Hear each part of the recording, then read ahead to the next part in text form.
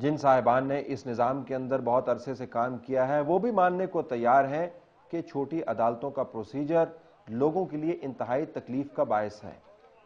اگر کوئی مقدمہ انصاف کے نظام کے حصول کے خلاف بنایا جا سکتا ہے تو وہ چھوٹی عدالتوں پر بننا چاہیے۔ The main charge against the judiciary is that justice is being delayed unnecessarily. I have served judiciary for about 30 to 35 years in various capacities, from the basic civil judge third class to the district and session judge in 2 districts, primarily in Lahore also.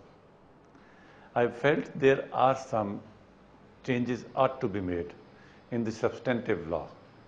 For example, the process of service is very lengthy, time consuming, and also it invites corruption for the staff of the senior civil judge or the person who are involved in servicing the service of the respondent.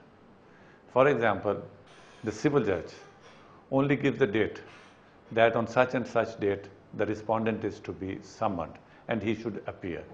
Generally, the dates vary from 15 days to 2 months. And in that intervening period, civil judge is not concerned with that file.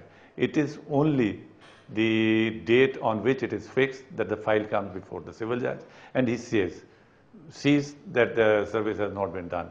And simply there is a report by the process server that I went at the spot and that person was not available, or he has changed his address, or he had gone somewhere else and he is not expected to come very soon. On that report, civil judge will again give a date of say about 1 month, 2 months, 3 months, according to the nature of the case. And thus, very easily, the process will be delayed for service for about 6 months, 7 months. ایک اور بڑا مسئلہ police اور اس کا طرز عمل ہے۔ عدالتی نظام کو ناکام بنانے کی ایک بڑی وجہ یہ بھی ہے۔ پولیس کی تفتیش، دفعات کی نشاندہی اور ثبوت تیار کرنا، یہ تمام کارروائی نہ ختم ہونے والی ہے۔ پاکستان میں مجرم کو سزا دینے کا عمل دنیا میں سب سے زیادہ سست ہے، تقریباً 10% سے بھی کم۔ اور اس کے باوجود سزا کا یہ سست عمل سخت تفتیشی کارروائی کی وجہ سے نہیں ہے۔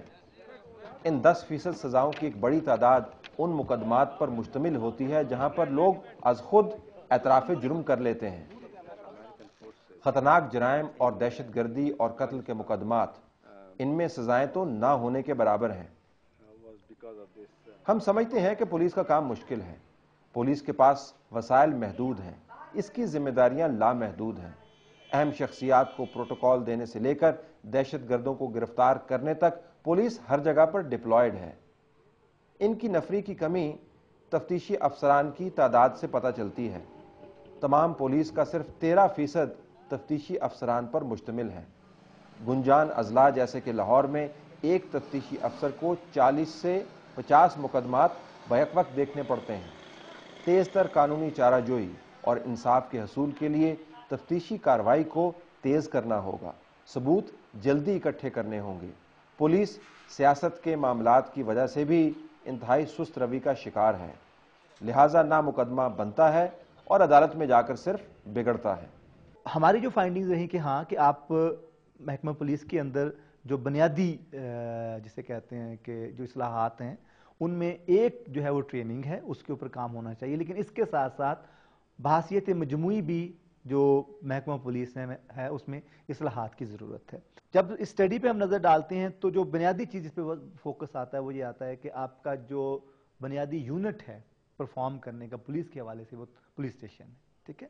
وہاں پہ جب اصلاحات ہوتی ہیں تو ان اصلاحات کا براہ راست جو جسے کہتے ہیں فائدہ کمیونٹی کو پہنچتا ہے۔ تو بنیادی جو فرق آتا ہے کہ وہاں پہ پولیس تھانے کو فنکشن کرنے کے لیے جو بھی مطلوبہ وسائل ہیں وہ بہرکیف حکومت کی ذمہ داری میں آتا ہے کہ ان کو دیں، تاکہ جو بوجھ تھانہ مزید جو کمپلیننٹ آتا ہے اس پہ ڈالتا ہے وہ نہ ڈالا جائے۔ اور ایک جو چیز ہمیں لگتی ہے کہ جو اس پورے نظام میں بہت زیادہ متاثر کرتی ہے وہ ہے جو مداخلت ہے۔